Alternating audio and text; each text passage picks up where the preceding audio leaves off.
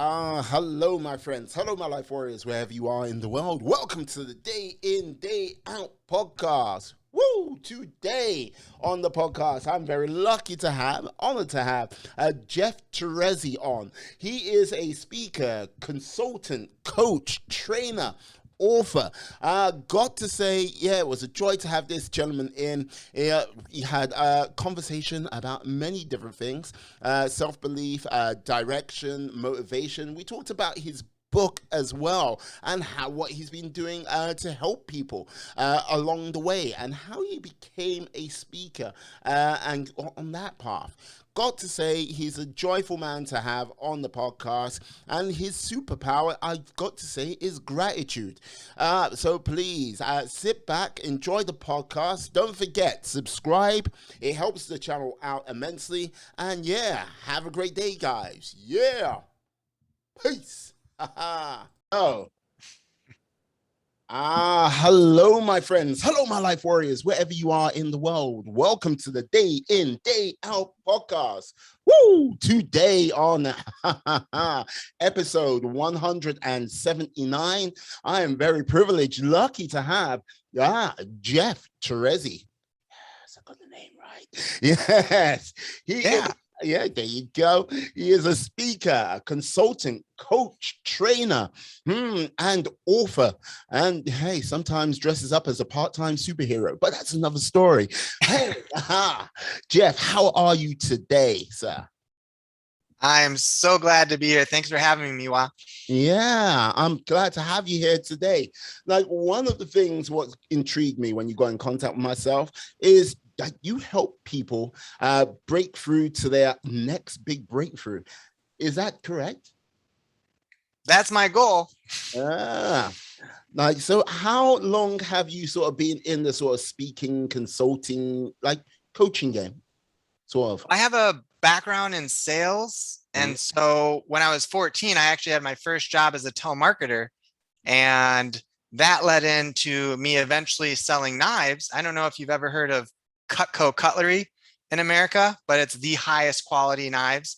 And I ended up selling that through college, and it more than paid for my college.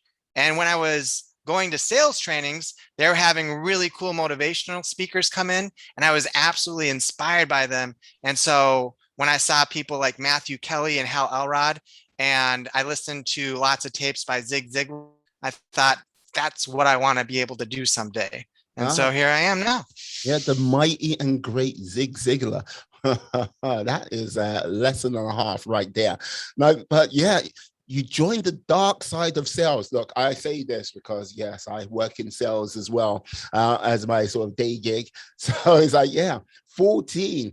So what drew you in at the age of 14 to like, yeah, you know what? Telemarketing is my thing. Come on. It was actually my mom that drew me in because she was a telemarketer at the time, and I was an extreme introvert. And so just the thought of talking to someone else just made me almost speechless.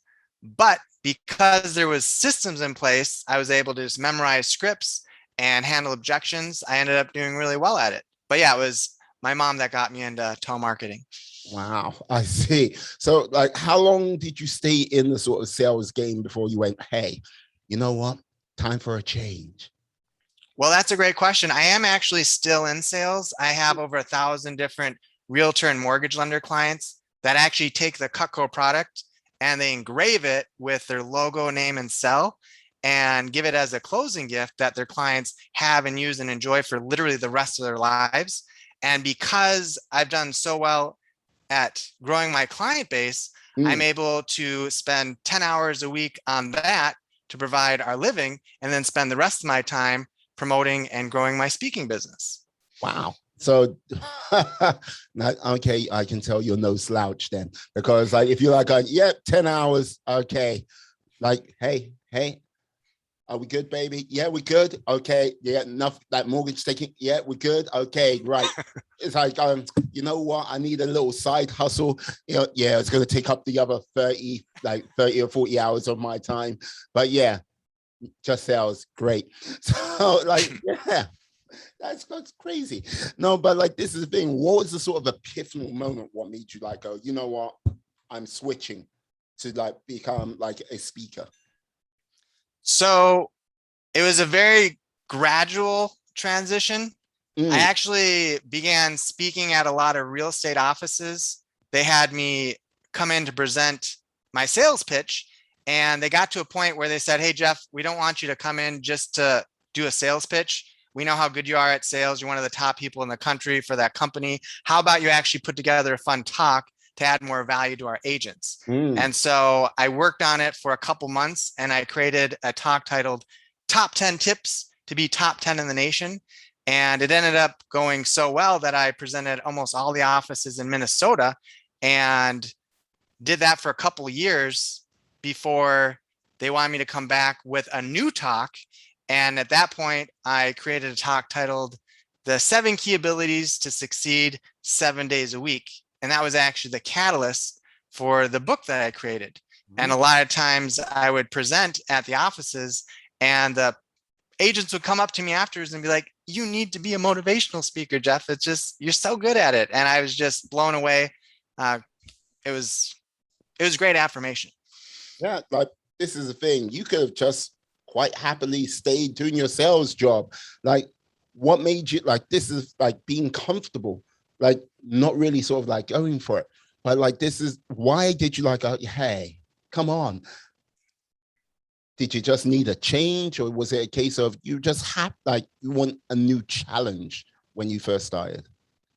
I think it comes from a place of desiring to have a bigger impact and contribution in the world. And while I know I'm making a huge impact on the lives of my clients' lives, I wanted to go a step further and see if I could help more people in more ways. And so being able to help people break through to the next big breakthrough is all about helping people get to that next level, whether it's professionally or personally.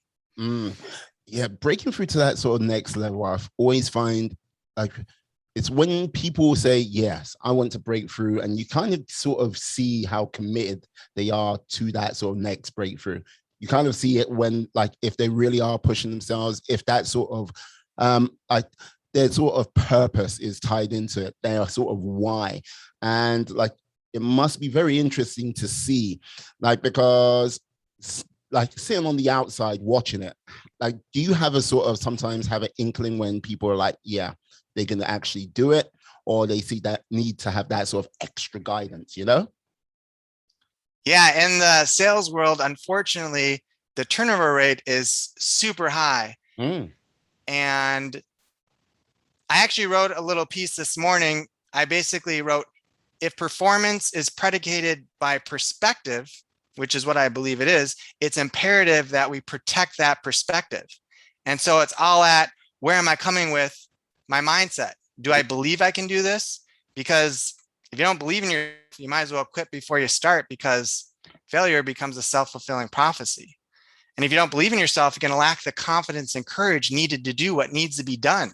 And I think Henry Ford hit the nail on the head when he said, whether you think you can't or think you can, Right. you're right. Yeah. Yeah, I love how you finished that. Yeah. It's a well-known saying, and it's true. Oh, but it is the truth. I would say mindset is one of the most powerful things with it. And like, look, if you're in the realm of sales, you've got to have the hide of a rhino, because look, the amount of times you hear no in a day, it is if you're not there, it can be soul destroying. And you know, like, how many no's can you, like, how many no's is it healthy for a person? Mm-hmm. That's something, if you're in sales, you don't ask that question, because if you start to ask that question, you won't be on that phone or like send out that package to whoever, you know? Yeah, that's actually one of the biggest things I tell new sales reps. You have to recognize how you're dealing with rejection. Because if you don't know how to deal with rejection, you're going to lose before you start. And so when it comes to rejection, you have one of two options. You can allow it to make you bitter, or you can allow it to make you better. So don't get bitter, get better. One of the first things I learned in sales training is actually, on average, a person will tell you no 5 times before they tell you yes. And so we need to recognize it's a numbers game and handle objections as they come. And as you get better at making sure they know that you have their best interest in mind, you're going to hear no less and less, and yes, more and more. Yeah, like, you know what? I like your energy, my friend. I like your energy because you're like literally like, okay, yeah, come on. Like you're just like because you thought like you're sitting down. I can I'm see on a bouncy ball. Yeah, oh, you're on a bouncy ball. Okay. Looking at the camera like, okay. No, what is he doing? It's like he's bouncing away. It's like, hey, are you sure your name's not Tigger? But that's another story. You're the only one. But yeah, sort of learn that at the age of 14 to have that sort of like, yeah, get that type of resilience. Like, was it a case of at the age of 14, you were so sort of, I won't like, not doughy-eyed innocent, but like, yeah, filled of optimism, nothing's going to hold you back? Or was it a case of like, oh, this is what, mom, what did you get me into? I don't know. Well, in the telemarketing realm, you hear no way, way more than yes. I would say you might hear yes 1 out of 100 times. And so you just expect it, but you just know you have to get through a certain number of calls, and eventually you'll get better at it. But realizing that it's not going to change a whole lot, whether you hear no 100 times, 200 times, 300 times, you just need to keep doing it. It was more of you had to work from a certain amount of time, say 4 hours for the telemarketing, whereas I didn't get as much reward from that. But when I started working for myself as a personal contractor, I started making way more money and I was much more motivated. And so I know I kind of lost my train of thought on that answer, but yeah, where should we go from here? No, like this is the thing. Like the reason why I asked this, because it's a case of, I want to get an idea of the foundation, what led you to like be like, hey, you know what? Bam. It's like, yeah, you finding like you're telling people to like break through to like get to their big breakthrough. It was like, I'm just trying to work out how you got to that moment where you're like, okay, this is my breakthrough moment to get to my big breakthrough, to be this coach, educator, motivator, and like to be this speaker, to like basically move on to that sort of next level, to help other people move on to that next level. So this is the reason why I sort of keep going back to telesales and like basically when you're younger, because look, if you embark on something hard like telesales, if anyone goes, oh, it's easy, I'm like, shut the hell up. You don't know Jack. It's like, you know, it's like, you don't know Jack, because yeah, you get on that phone, you tell people like this, that, I don't care, I'm not interested, click, click, click, click, click. So I'm just curious. Yeah, that's about, yes. How did you get that big breakthrough to be who you are right now? Yeah. So yeah, thank you for reiterating that. I liked how you said too, you have to have the height of a rhino to be able to be in sales and take that no after no after no. You're just beating with it all day long. I think that when I transitioned at the age of 18 to be able to selling the knives, the only reason I succeeded at selling the knives is because I was really good at the phone. The people that failed at selling Cutco is because they didn't get on the phone enough and didn't make enough appointments. Where I knew I just had to make a certain number of calls each day to be able to have a certain number of appointments set. And so for me, it's all about having those systems in place and then just running with it. Once you get a good system, it just becomes automatic. I would say, yeah, you know what? I think a lot of people in life don't have a good system in place, just dealing with their sort of day to day. Look, I say this from sort of experience myself. Like, yes, it's taken me, like, for example, with regards to sort of finances, it took me a long, like longer than I dare to admit to sort of like go, right, okay, that, dealing with that and sort of like helping moving forward from that. And I wouldn't say I did it alone. It was like, thanks, like partly down to my lady and like basically sort of like looking at where things were going with my life. And it's like, yeah, not good, but systems, very important. And I think if you don't put those systems into play, just sort of to ingrain that kind of discipline, to sort of like, okay, I'm showing up, I'm showing up each day. Like, yeah. Yeah, and just coming from an attitude of service. Mm-hmm. And so when I was part of a Business Networkers International group, I actually took the initiative of asking if I could come out with the weekly wisdom each week. And so every week I would study things and find out what I could share with the group to add value. And in the book that I wrote, before I wrote it, I had to do tons of introspective journaling and ask myself, what are the main concepts that have helped me personally to break through to my next big breakthrough over and over again? And it essentially comes to the foundation of how are we defining success in the first place? So I think that's a problem for most people. They view success as a destination, when in reality, it's a way of life. It goes way beyond accomplishing a goal or achieving a dream. So I believe true success is being able to consistently make choices that bring joy and meaning to my life and the lives of others. True success is being able to consistently make choices that bring joy and meaning, excitement and significance to my life and the lives of others. And when I have that in place, I'm able to have an idea of, am I actually succeeding today? Are my choices actually doing that? And the foundation of that is believing that the key to peace, empowerment, and perpetual progress is being able to make daily disciplined decisions. No, I hear that, because look, there is the finite goal and the infinite goal. And like, this is the thing, like most of the people most of the times you see the finite goal highlighted as the sort of pinnacle of success.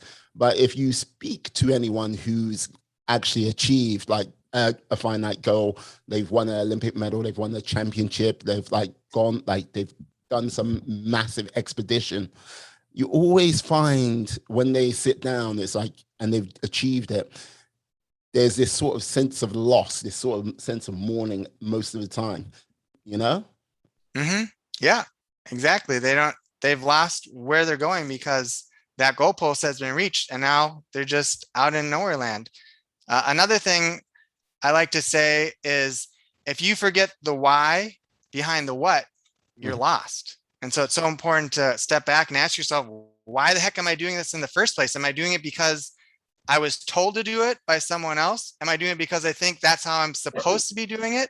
Or am I doing it because I actually want to do it? Yeah, I would say add to that, like the why. If it's a fuzzy why or like a strong why, a fuzzy why, you got to get up, you got to drag that why left, right, and send like up, down. And many of the times the motivation to drag that why isn't going to be there. But if you've got a strong why, which has its own gravity, it's the thing what pulls you. Like, yeah, regardless, every single day you'll be like, okay, it's time to go. Let's make it happen, you know? Absolutely. I love that. Well said. Well said, Miwa. Hey, what can I say? Sometimes I have these moments. Sometimes. Normally I have a like bowl of chicken wings next to me. Makes me very profound. But that's another story. Yeah. Yeah. So with this, and like, yeah, you knowing your why and everything like this. So like, what did you start first of all? Like, was it like the speaking was your sort of first pillar you like started with? Then you sort of moved into coaching from there, or was it just a case of, yeah, like how? So for me, it was setting aside time each day for about an hour to 2 hours to do creative writing so that I could complete my book, which then shows I have credibility, and then I'm able to promote that and use that for my speaking and training.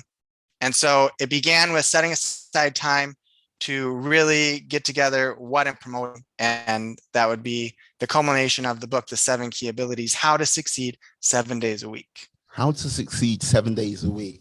What, like, with regards to that, not giving away too much of the book, obviously.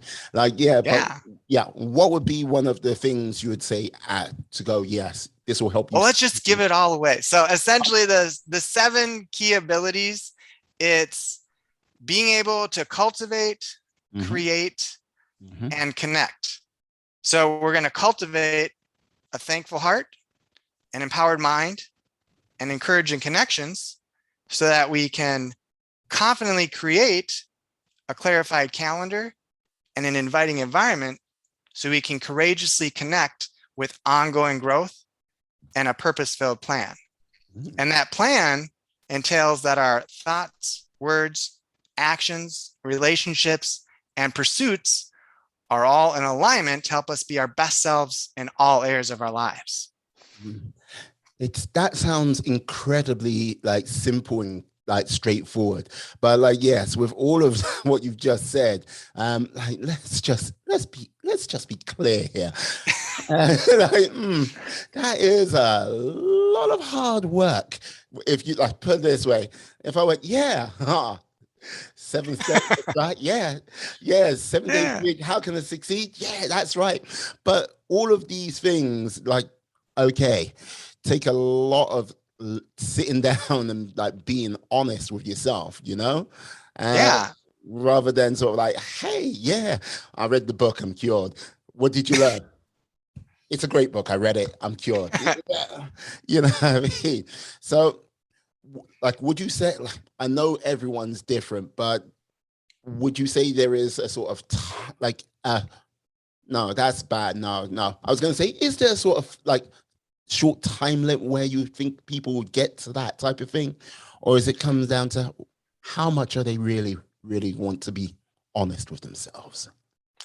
Well, I think it's definitely a matter of desiring it. You have to have that desire before you do anything. But what's nice about the book is you can focus on any of those abilities in and of themselves, and it's going to help you break through to your next big breakthrough, just having a different perspective at work or in your personal life. But what's great is they also compound and they build off of each other. And so for me, I start with a thankful heart because that's foundational for everything. With a thankful heart, you're able to break through to almost anything because any good thing starts with gratitude. Yeah. Like this is the thing. Like I think we sort of get tied up with how can I say, the things that the world sort of make hard or take away from us, but we don't sort of say, hey, you know what? I'm grateful for the day. Like, hey, I'm grateful for like a ray of sunshine. This is where it might sound hippy dippy, but like here in my face, I'm grateful for, yeah, just taking a breath of fresh air because like, hey, one day you're not going to be able to do that. And you know what? I don't think there's any sort of do-overs or comebacks when you do like finally shift off this mortal coil. Yeah, we have to appreciate what we have while we have it. And I always say that you can choose gratitude at any given moment. And a lot of people don't realize this, but gratitude as foundation is a choice. See, growing up, we learned by example, but gratitude is something that's rarely seen. Instead, what's most often shown is fear, discontent, or entitlement. And so it makes sense that we worry, we complain, and we appreciate almost nothing. And so what's great about choosing gratitude, if you know how to do it, the more you choose it, the more you begin to benefit from its many benefits. For example, gratitude dissolves discontent. It extinguishes entitlement and it furnishes freedom from fear. It's actually scientifically shown that you cannot experience fear and gratitude at the same time. And so if you're afraid or worried or anxious, by default, you're not choosing gratitude. And so it's just extremely important to recognize that. And so I'd like to share with your viewers 3 ways that they can choose gratitude at any given moment. Okay. And to make it easy to remember, I created an acronym, R, A-R-E. Because like I said, at any given moment, you either are grateful or you're not. And so the A stands for appreciate. The R stands for receive. And the E stands for embrace. So when we look at the past, gratitude appreciates what it's been given. It recognizes, man, I've been given many gifts. And when looking at the future, gratitude thankfully receives what is to come, both the good and the bad. And when it comes to the bad, it recognizes that trials and tribulations are both temporary and teachable moments. And when looking at the present, gratitude embraces the now. It recognizes this moment is a gift. And I'm recognizing that right now. Meanwhile, this moment with you right now is a gift. Hey, what can I say? I'm the gift to what keeps on giving. Absolutely. My modesty prevents me from saying anything else apart from me being super godlike and awesome. Sorry. I love it. It's like, yes. So like this is the thing, like how did you first sort of discover gratitude yourself? Because as you say, there's a lot more negative rolling around in the world rather than sort of like the positive when you talk like when we sort of see things on the sort of day to day. How did you discover it? So I'm actually on the autism spectrum. And one of the aspects of being on the spectrum is I can become intensely focused on one thing. And my favorite topic is actually gratitude, almost to a fault, my wife would say. And so I'm always looking at the bright side, extremely positive. Now she's helped to balance me out. So I'm able to express my feelings a lot more than I used to be able to. I'm able to sit in discomfort for longer and make sure that I have a way to express my feelings and just being able to overall have a healthier emotional balance. I'm not sure if I'm not really explaining that very well, but no, like basically, like she helps you basically find a greater range of your emotions rather than just focusing just purely and intensely on one side of it all, rather than sort of just looking through a keyhole, say. She allows you to open the door and see it all. Yeah, that's really well said. I love that. Yeah. I'm going to share that with her later. You've actually taken away my perspective. Say.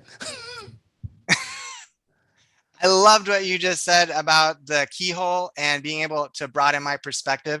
I'm going to absolutely share that with my wife. That's really well said. Hey, no, put it this way, like, trust me, I'm sure there was a couple of times where, like, yeah, everyone's partner looks at them and go, oh, you know what? Hey, you need to stop, calm down. That's another story. But yeah. So with that sort of, that must be a powerful superpower to have, to be able to see gratitude amongst, let's say, through some of the heaviest times, possibly. So yeah, that's one thing I would say must have helped you out a lot going forward. Like with that, would you say tough times don't feel as tough to you, or is it a case of just, you know what I mean? You feel the tough times, but you like, okay, you know how to sort of get around them easier. I think I've come to a place where I need to make sure that I'm feeling my feelings and expressing them. Yeah. But I don't dwell on them for very long. And so I want to make sure that it's not being bottled up and leads to some kind of explosion down the road. Yeah. But having a healthy balance, but mostly leaning towards the gratitude side of the cup, rather than being half full or half empty, just being grateful that I have a cup at all. Hey, well, you got to remember, as the old Chinese saying goes, or it might be Tibetan, that can get us banned. Like, yeah, empty your cup, like all the time. When you feel you filled your knowledge and you can't get any more, empty your cup, learn something new. But yeah, so you always keep on growing.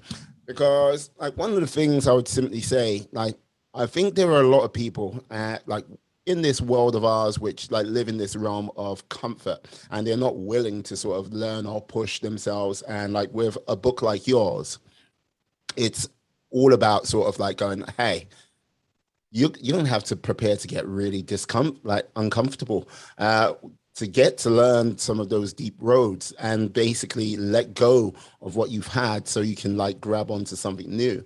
Like, have you have you seen this in many a person you've coached where, like, you know what I mean, they've gone, oh, it's clicked and they've gone through that change? or growth? I think it's incredibly important to, rather than focus on all of the bad things that you're doing, be able to replace those with better habits and focus your time on that. And so when I talk about creating a clarified calendar, it's all about defining what matters most to you. And once you have what matters most to you, we put those in our schedule first. And what that ends up doing is it deflects distraction. Super important to recognize and define what matters most to you so you can actually go towards those things. Yeah.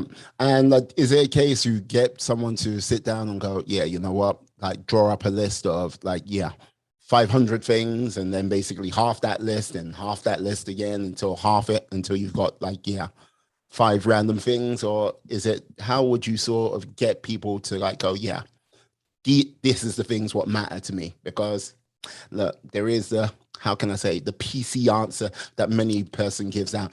It's about my friend. About my friends and family. These are the ones I love. It's like, yeah, yeah, you get what I mean. Yeah, it's really important to be able to narrow it down, because yeah, that list can be endless. And it's all about, just like your budget, allocating each dollar you have, allocating your time. We've all been given 24 hours a day, Yeah. and it's up to you how you spend that time. Because if you don't decide how to spend your time will decide how to spend you. I believe that's why so often we feel spent. And so the solution is having a clarified calendar and making sure that if sleep is important to you, we need to designate 7 to 8 hours a day to get enough sleep. If exercise is important to you, we need to put that right in the first thing in the morning. One thing that I find is helpful to get my mood modified in the morning is to dance for one song every single morning, because music and dancing are magical, because they can immediately and immensely modify your mood. And so it's just about filling in those spaces. And it's super important not to become super strict and stern on, I have to switch to this time now because it says that in my clarified calendar. But at least we have a guideline of what would be ideal for getting to the next level. Because if you want to write a book, you need to spend time to do that. So make sure you have at least an hour every day. Focus on writing that book. If your relationships are important to you, you need to designate that time just like it's work. Don't view it as work, because it's definitely not work, but make sure that you've turned off your computer and you're focused on, for my case, my beautiful 7-month-old daughter and my lovely wife. And so I got to make sure I spend as much time with them as possible and create those magical memories. Outstanding. Oh, congratulations on becoming a new father, and congratulations to your wife becoming a new mother. Thank you very much. No worries at all. Don't worry. Sleep will come to you eventually. Exactly, but not right now. Yeah. I'm looking forward to the day. Okay. Don't worry. It will. I'm not a father myself. I've witnessed. You've heard things. Yeah. Oh, yeah. So many things. But yeah, I have to ask this. New father and all. But yeah, what is the hype song you start your day to? What is the thing what gets your feet a stomping, a moving, like gets you a rocking and a popping? Come on now. I actually have a bunch of different playlists. So I'm extremely into variety. So I don't like listening to the same song every single day. So I wouldn't be able to answer that question, but I do have a playlist, just my dance playlist. Just press play and just start dancing. Yeah, outstanding. Yeah, a variety of over 100 different songs. So it's not going to be the same anytime soon. So I take it you must dance for like a good chunk of time. Oh yeah, I'm not very good at it, but I that's actually one of the things in one of the talks I have, especially on Zoom. I have people stand up and actually just move their bodies for 30 to 45 seconds, because it absolutely changes your attitude once you get your body moving. Yeah, you know what? This is the thing. I think everyone in the world should have a little victory shimmy or a little victory sort of like boogie just like to celebrate that moment. You can't like look, there's not every opportunity where you have a most triumphant moment come to you in life where you're like, you want to yell out, but hey, if you just give it like, yeah, a little dance, a little that, yeah, Yeah. takes you up. Even if you're not feeling like it, you're going to feel a little bit better afterwards. I like what Hal Elrod says: when you first wake up, on a scale of 0 to 10, you might be at like a 2 or a 3. Yeah. But if you just get up and then put some water on your face and just have a swig of water, all of a sudden you're at a 4 or a 5. If you do a 10 jumping jacks, all of a sudden you're at a 6 or a 7. And you only need to be at a 6 or a 7 to actually then start doing that next thing. And so it's all about just having those little habits in place that move you to be able to do more. Yeah, no, but this is the thing. If you're at 6 or 7, that's 70%, that's 60 or 70% in my mind. And like, yeah, that means you can definitely achieve like sort of like more than you think you can. Like it's very rare you can have people going at 100%. And someone goes, yeah, I get up, I'm at 4. Yeah, I like have my breakfast, I'm at 6. By the time I get to about 11 or 10, I'm at 8. And yeah, 10. It's like going, yeah, you can only redline a car for so long before it breaks down. It's like going, yeah, if you're hitting like 70%, if you're hitting 80%, you are doing phenomenally well in comparison to a lot of other people in the world, you know? Yeah, that's a great point. Thank you for sharing that. Hey. I think, yeah, that's super important to know because you can burn out super fast. A lot of people, they have a new goal, especially clients I've coached, and they're just balls to the wall and just want to get it all done. But they're at such a high intensity level that it's not sustainable. And so instead of doing part of what they wanted, they do nothing. And so we need to be realistic and make sure that we're giving ourselves time to relax, to refresh, because if you want to be your best self, you take ample amounts of recreation and rest. And a lot of people miss that. Yeah, but that sort of comes back to the what, why. And like when I was talking about, yeah, having a soft, like hard or soft why, I think when people really like, I'm going for it, they've got a very soft why, and like they're using everything they can to sort of deceive themselves that they want this goal, they want that dream. And when they sort of go at it, and it doesn't come as quickly as they expect it to, because anything worth doing always takes a lot of time and energy, they like burn out, fade away, and just that's it, game over, you know? Yeah, absolutely. One of the other things that's helped me in the morning is just double checking my mindset. And rather than having anxious avoidance, choosing welcome anticipation. Because I've actually struggled with depression over the years, and I found great ways to deal with that. But one of them is at the end of the day, ask myself, how did I show up today? But more importantly, how will I show up tomorrow? And rather than anxious avoidance, I'm going to choose welcome anticipation. And just that little shift changes everything. Yeah, like this is the thing. I would say to a lot of people, you saying you felt depression would be a surprise to a lot of people. Like, oh, you felt depression, but it's one of those things where I think, I don't know, like when you see people one way all the time, you got to sometimes like, oh, hey, what's on the other side? You like the amount of times when you most really wanted someone to say, hey, are you okay? And they never do, because you're like pretty much Mr. Upside, you know? Yep. A lot of times people put on a mask and they're just wanting to be seen a certain way. And if you're not authentic and you're not comfortable being vulnerable, they're not going to know all of you. And it's incredibly important to be able to be yourself. And so that's why I'm okay sharing. There's been many mornings where I wake up and I just didn't want to get out of bed. And many days I didn't get out of bed. But that goes back to putting systems in place.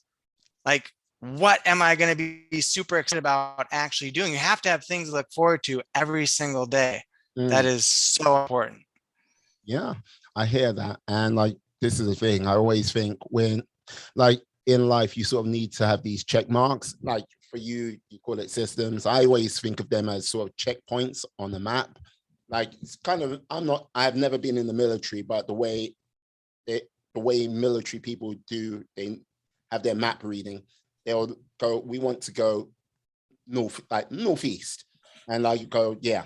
They'll double check. They'll have these little checkpoints along the way to make sure they go in the right direction. If they're not, they go back, get to that checkpoint, and go, okay, this is where we went wrong. And I think in life, we don't have, like, there's so many people who don't have checkpoints or systems into play to help keep them on track, if you get what I mean. Yeah, absolutely. So, like, this is the thing with regards to like what you want to do over the next 3 years.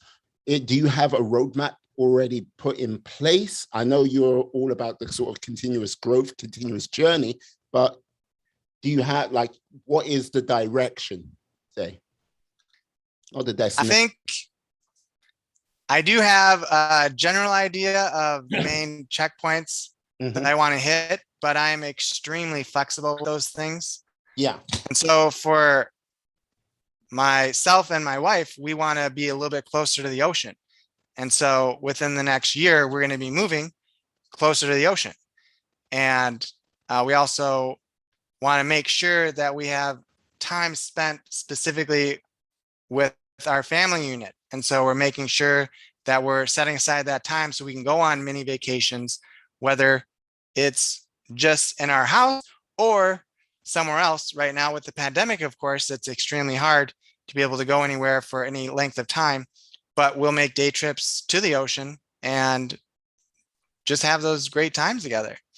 Hey, look, put it this way, if climate change is going the way they say it's going, just move to Nevada.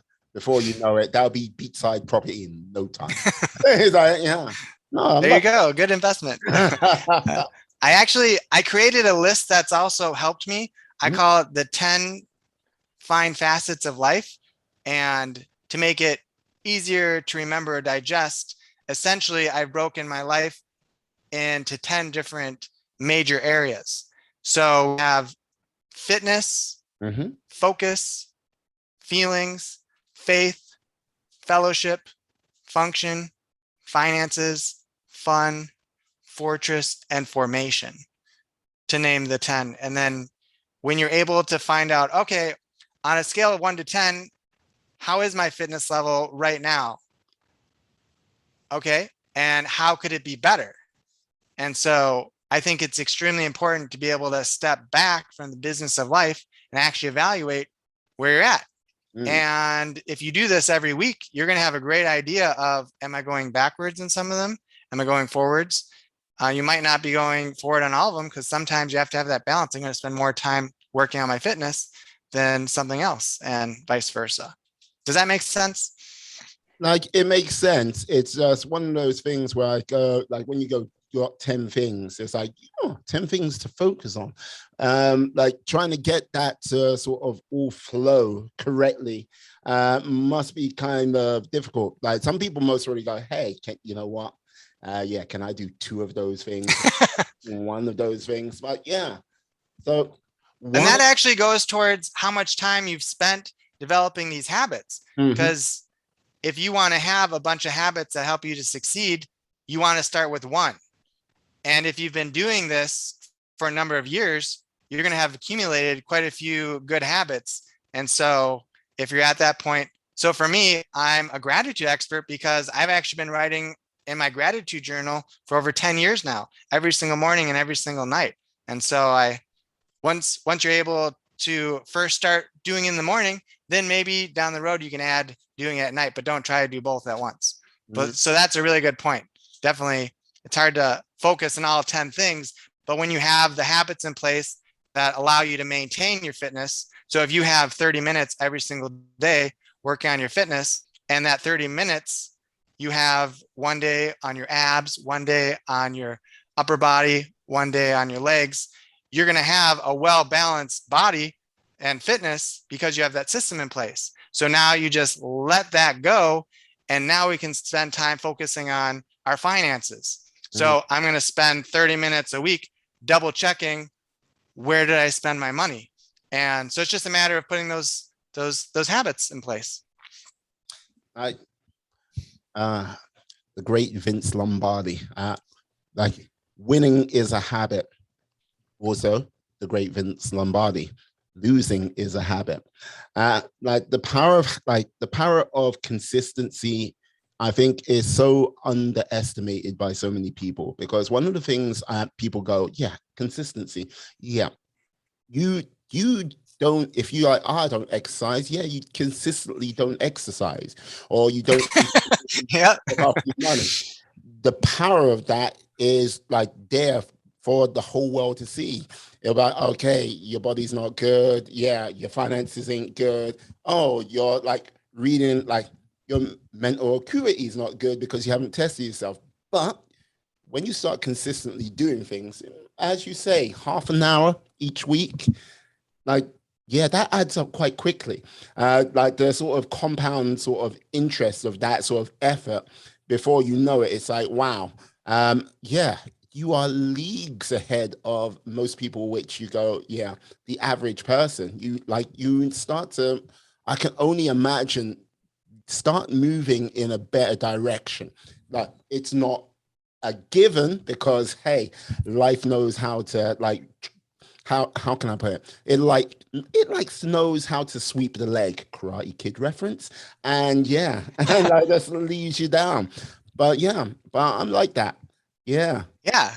I actually love how you said, yeah, you're consistently not working out. I never actually thought of it like that. So it's consistency either way. It's just most of the time people are being consistent not doing something. yeah. And look, this is the thing. Hey, look, trust me, a lot of last year and a bit of this year with the whole lockdown. Yeah, uh, I can Yeah, see the sweep, what. Yeah, yeah, the sweep under the legs, it's just, yeah, life happens. You're going to have dramatic things happen and you're going to be able to have to shift and work with what you have. yeah. Put it this way: swept the leg. I went down. Like, I stayed down. Like, turned on the TV. Tiger King came into my life. I was like, okay. Then after watching the whole of Tiger King, I was like, okay, need to get up, and yeah, started doing the podcast a little bit more and getting more intensely into that. And yes, look, don't get me wrong, like last year, the whole pandemic and everything we are still in, it has been bad. It has been a horror show for quite a lot of people. But the time which it was like awarded to a number of us, I was not going to waste that time, and I tried to use it as effectively as possible. And I think that's where a lot of people have sort of fallen down. They haven't kind of like went, yeah, it's like, it's a great opportunity, like, yeah, like to go, Yeah. yeah. I actually just thought about this morning. On any given day, you have time to plan and you have time to execute. And most of the time, people are just focused on execution. They don't take the time to plan. And so they haven't evaluated if that execution is actually doing them well. They don't modulate and they don't know if it has efficacy. And so it's super important to have that planning time. And a lot of people have been forced to have that planning time. And some people are taking advantage of it and other people, unfortunately, aren't. Yeah, I think with the sort of next few years in this world of ours, I think there's going to be a lot of people reassessing where they're going. I think it's going to be a very busy time for you, my friend, because yeah, I think your services are going to be called on immensely. Because look, like if you were doing the sort of 9 to 5, 10 years in like in a company or something like that, which is rare these days, but doing a job you were not overly whelmed by, or were still hated, you know, or you might be doing a job you might be loving, but it's a case of it just doesn't give you that little spark you're looking for, that sort of new thing. Well, not even a new thing, just that sense of purpose, what's missing from your life. I think there's going to be a number of people which are going to be like, hey, it is time to make that change. I I don't know, but I can see it. It's a case of I can feel it. It might sound bad me saying that. I don't. I might not have any sort of scientific proof, but it's like, yeah, I get that vibe. I don't know if people have been talking to you a lot more about that or whatnot. No, I totally agree with you. That's definitely going to be happening. Mm. And like with this, if someone came up to you and went, yeah, you know what? I need to make that change. What would you like? What would you say would be the first steps you would tell them to do? This might be going back over some old territory we've like covered, but yeah. But So I think the next step after having the thankful heart Mhm. is cultivating an empowered mind. See, whether we're aware of it or not, we're fighting a battle every single day, and the war is waged within your mind. So when it comes to getting where you want to go, your mind has the power to be a barrier or a bridge. It can hold you back or propel you forward. And whether you believe that or not is up to you, because you get to decide what you believe. And that's incredibly empowering. You get to decide what you believe. And if you disagree with me, then you've just proven my point. And so you get to decide what you believe. And that comes back to believing yourself. And so the key, I'm sorry if I just knocked my headset there. The key is we need to be able to create a concrete standard that can be held up against any thought to determine whether it's worth thinking or not. For example, is this thought going to help me be my best self? Think of it like a conveyor belt of an assembly line, continue conveying thoughts. Okay. This is what our mind does all day long. Some thoughts are helpful, some are harmful, some are random, some are new, some are false, and some are true. And most are recurring based on patterns we've developed over the years. And so your goal as thought inspector is to produce more positive patterns of thinking by grabbing each thought as it comes and holding it up to that standard. Is this thought going to help me be my best self? And this is how limiting beliefs that were once hidden all of a sudden are revealed and can then become forbidden. Is this thought going to help me be my best self? If not, we need to call it out as the stinking thinking that it is and immediately replace it with an empowering belief or an affirmation that we have waiting in the wings. Or perhaps on a folded piece of paper in your pocket that says, I have nothing to worry about and nothing to fear. Every single moment, I have an opportunity to choose gratitude. When I focus on my breathing and fix my mind on empowering thoughts, nothing and no one can steal my peace. And so it all comes down to, what are we thinking? Because a better life begins by thinking better thoughts. It's the first. Okay, it's one of those key sort of foundation stones to like start building upon that. I understand that. No. Yeah, and a lot of people don't ever ask themselves, how often do you think about what you're thinking about? Think about it. How often do you think about what you're thinking about? And if you're not really questioning what you're thinking about, you're just going to be prone to wander. Yeah, but I would also say we don't often think about what we actually let in to our minds, and because like this is the thing, if you're in a good environment, like where things are nice and healthy, things are generally good. If you're in a bad environment, which is toxic, yeah, things are not going to necessarily go your way. Yeah, eventually you'll succumb if you stay there long enough. What I would say is a lot of people in this sort of world today, like through either the mediums of television, social media, or just basically with some of the people they hang out with, sometimes just get this sort of bombardment of just negative waves. And it just makes trying to, get that sort of positive vibe or that positive like mojo going that much harder. And before you know it, rather than being a production line of positivity or like optimism or like hope, joy, or something which can lead to a positive realm, they get stuck, they get trapped and slowly get dragged down.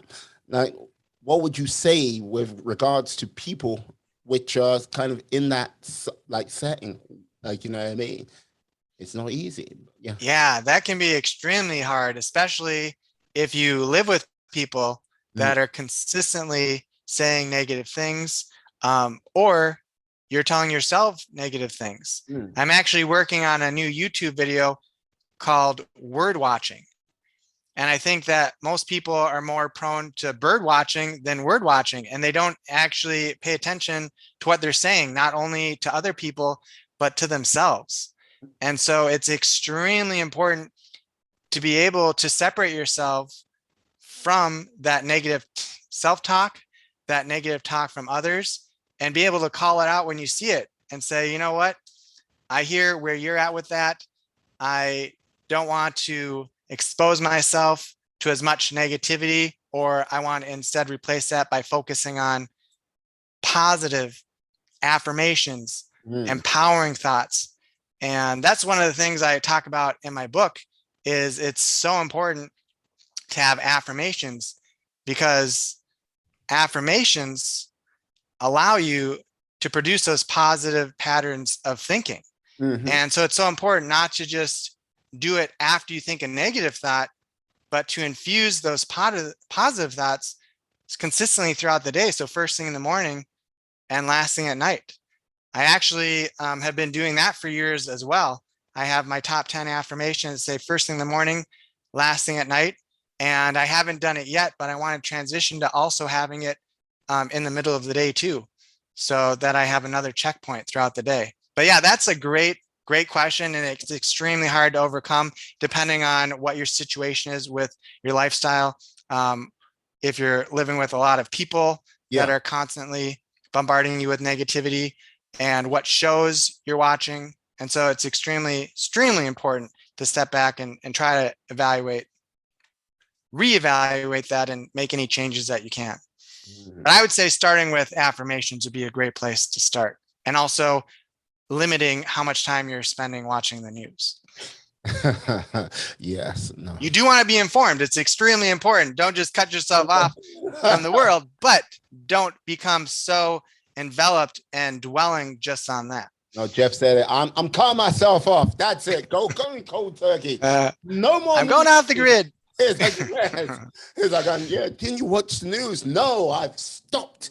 It's like, no, but like, this is the thing. I was going to say, like, yeah, just trying to, in this world, sometimes it is kind of hard to keep that sort of like positive mindset, have that sort of like those positive affirmations. Like you mentioned your YouTube channel. Yes, which I have peeked into here and there. Very nice. It's like, thank you. Nice. Yeah. Do you think you'll be like, you mentioned doing like, free affirmations a day? You're doing 2 now, but you're going to move it up to 3. Will you be putting like affirmations up on your YouTube channel, like to help people out that way? So I have one video that I made last year, and it's all about cultivating empowered mind. And I actually talk about that a little bit deeper. I also have another video on uplifting exercise. And one of the things I recommend that people do is saying their affirmations while they push themselves up in their push-up, while they're pulling themselves up with a pull-up bar, or while they're doing a sit-up, because then you're infusing not only the affirmations for your mind, but your body is having a nice workout too. And so I don't specifically have one just on affirmations, but I do believe I'll be making one in the near future. And it will be the morning mood modifiers, the PM perspective protectors, and the afternoon attitude adjusters. That's what I want to call the list of affirmation. Cool. So do you use meditation yourself, like as well as the affirmations, like to sort of help get you like sort of mind, body, and spirit in sync? So I know there are so many different ways to meditate. One of the things that I like to say when I'm meditating, it's just focused breathing, because sometimes people can be overwhelmed with, oh, I'm a little afraid of doing meditation. I can't quiet my mind. I can't focus, or I can't not think about anything. And so I try to keep it super simple and just tell them for 2 minutes every morning, just focus on nothing but your breath. Breathing in through your nose, allowing your belly or diaphragm to expand, and then exhaling out through your mouth, just releasing the tension in your neck and shoulders. And if you want to take it to the next level, I recommend people doing that 2 minutes every 2 hours throughout the workday, because it's super important. Focused breathing radically reduces and dramatically decreases your overall level of negative stress. And so just being able to step back again from the busyness and realign yourself and reestablish that peace. And then tapping back into that why am I doing this? Because too often throughout the day, we're consistently running around trying to catch our breath, but we need to realize it's yours for the taking. And when you become conscious of this, that's when life truly becomes breathtaking. Oh, I like what you did there. Like, yeah. Oh, thank you. Thank you. I know, like this thing. Yeah, you got a strong play on words, and like, yeah, you do play like a little bit of the psychological chess games. Like, it's like, well, it helps me. It's a mnemonic device. Speaking in alliterations. Yeah. It's just a lot easier for me to remember things that way. And I'm super into poetry too. So it helps me to be able to memorize lines by just having them flow. No, I like it. I like it a lot. Hey, so thank you. What can I say? I can give out a compliment when I need to. Yeah, you're really good at that. You're really good at complimenting. Well, thank you very much for complimenting me on my complimenting. Well, what can I say? Yeah, there you go again. It's like, he can't be stopped, people. He can't be stopped. One day, but not today. But yeah. So like, this is the thing with regards to like, okay, like the coaching, the speaking, like the book writing, like the YouTubing. Like, is there going to be any more anything else you're going to put on your smorgasbord of skills? You're a man of many skills and talents. Yeah. I find that my passion is creating creative content. Yeah. And so that's what I want my contribution to be. And the name of my company is actually Contagiously Creative Consulting. And so it's all about helping others to tap into that creativity, because it changes everything. If you're not creating, it's, for me, things get pretty boring pretty fast. Mm-hmm. So basically, yes, you need to tap into that realm of creativity, or hey, it's like, yeah, on a daily basis. So as long as I'm creating stuff, I think I'm going to be enjoying life, and that's my main goal. So wherever that leads, I'm not quite sure, but I'm really grateful for where I'm at right now. Right, I see. Like, yeah. So will you be going into will you be becoming a YouTuber down the road? Oh, look at the teeth, it's right there. You're like, oh. You got the YouTube and the TikTok. I actually plan on creating YouTube videos for as long as they're a thing that people are going to watch. Mm-hmm. I would like to also follow the trends, because I know a lot of people follow trends. And if you want to have that exposure, it's important to be in the different spaces. And so I'm toying with the idea of jumping into some shorter TikTok videos too. Now, my whole schedule went up in the air once my wife gave birth to our beautiful baby. And so this last 7 months, it's been a lot less consistent on making the videos, but I do want to get to a place where I can produce 4 videos at a time and then have that month scheduled out in advance, and then be able to have people consistently rely on having the consistency of 1 a week. But yeah, I want to be able to do at least 1 a week for the foreseeable future. Yeah, like one of the people who came on my podcast about a year ago, Brandon, his YouTube channel, I think it's called Master Talk. Might be wrong about that, but yeah, he does batch recording. So he'll like do like 1 day, 2 days out of the month, and he'll record something like 5 or 6 episodes, and then basically get his editor to do the editing, and like basically slams them out one every week. Yeah. So yeah, that's a great way to do it. I would like to do that. No, I think well, like this is the thing. Yeah, being consistent on these platforms is part of the key. And yeah, As you are, by the way. I love your consistency. hey, it's like has to be done. Like, Yep. you know what I mean? Like, You are actually walking the talk. hey, has to be done. The whole thing is, if you don't, it's one of those things. Momentum can be lost so easily. Like yeah, Mhm. like you to stop a freight train at rest. All you need is one brick. To stop a freight train at movement, well, you need more than a hell of a one brick. It's like, you know what I mean? Uh, Uh, that like yeah, it's practically unstoppable. But the whole thing is having that movement, building that momentum, and keep going. Yeah, look, with your little one being born, yes, like you know, it makes it more of a challenge, but not impossible. You know, that's what I was mhm. going to say. And I think there are people like, oh, nah, since I had a kid, I can't do this, that, the other. It's like I would simply say to them, it's like you got to like do even more. Like basically, you are that shining example for that child to be like, okay, right. I saw my dad, I saw my mom do this. Maybe not for me, but I saw them do that. That's the thing. That's the thing. What's like, yeah, my driving passion, my sort of thing driving me forward, pushing me to that next level, pushing me like that's my breakthrough to get to my breakthrough, like type Yeah. situation. So like, yeah, I think being active and like, yeah, when she gets older, I'm sure you'll like take the same line as your mother did to you. It's like, hey, how you doing? Doing fine. Come with daddy. Yeah, you you're gonna get up on stage and talk to these people. Go for it. I hope I can inspire her in some way. And that's actually such a great why for so many people that they can tap into. I'm doing it because I want the example to my children, or I want them to live the most fulfilling life possible. And so I need to push through that adversity and accomplish those goals that I'm setting out, but also recognizing that you might come across some stumbling blocks. Oh, And you know what? If you're not getting enough sleep for now, recognize that it's not going to be forever.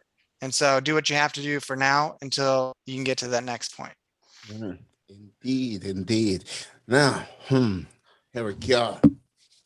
Now, okay, Jeff of my friend. Okay, now,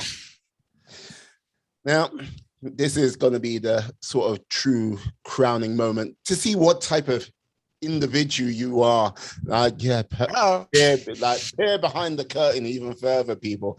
Yeah, now, Jeff, I've got to reveal that I'm a being of supreme cosmic power. Yes, and I can grant you one wish before you say anything. Stop right there. Before you say anything, you can't bring anyone back from the dead. You can't cure corona. You can't have world peace. And yes, and I see your little mind ticking away. Yeah, when I say little, it's a powerful mind, I can tell. No, you can't wish for infinite wishes. And yeah, before you get even smart with that, you can't write down a number of things on a piece of paper and go, I wish everything on this list comes true. Now, what do you wish for?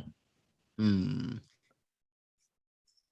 I, having such a focus on gratitude, just wish that people came from that perspective of having a thankful heart. Because if everyone came that perspective, the world would absolutely change. It seems a bit too well PC to me. Oh yeah. Okay. Here we go. What? What else? Oh boy. Yeah, that's actually a really fun question. And of course, being able to spend every day at the ocean, that'd be a lot of fun as well. There's just some cosmic connection with nature, being able to experience the presence of God by putting your feet in the ocean and just having it wash over you. It's such an amazing feeling to me. Like Jeff, I've got to say, maybe your superpower is gratitude after all.